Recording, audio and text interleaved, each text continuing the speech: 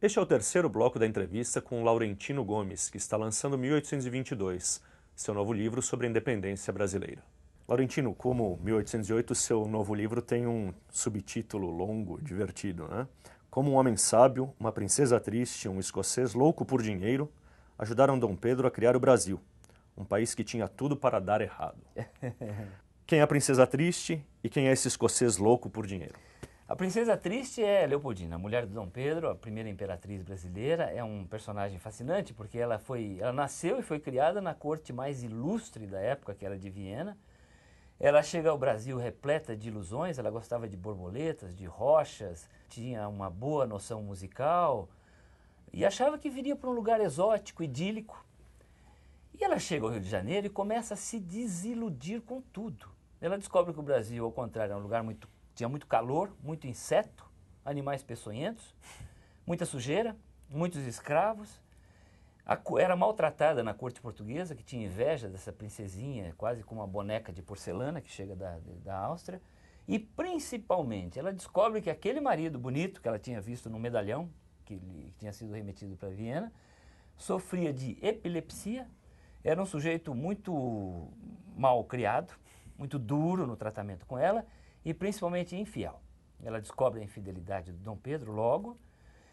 Aliás, na véspera do Ipiranga, o Dom Pedro começa a grande história de amor da vida dele, que é com a Marquesa de Santos, aqui em São Paulo.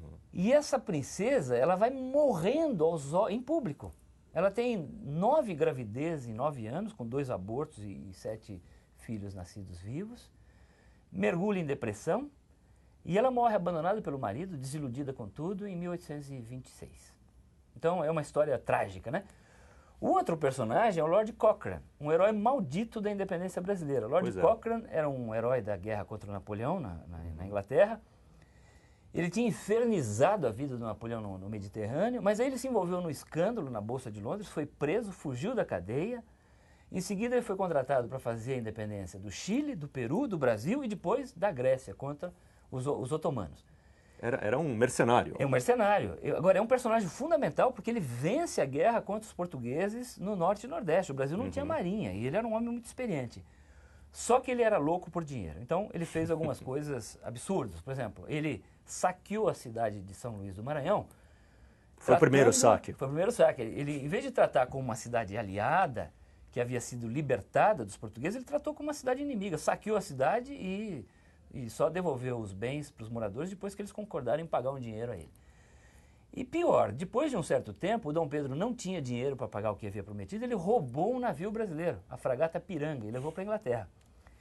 Então é muito interessante, porque ele é o primeiro almirante da Marinha brasileira, então é um personagem importantíssimo, mas ele é quase desconhecido. Quase desconhecido. A Marinha brasileira nunca batizou um navio com o nome do Lord Cochrane. Deveria?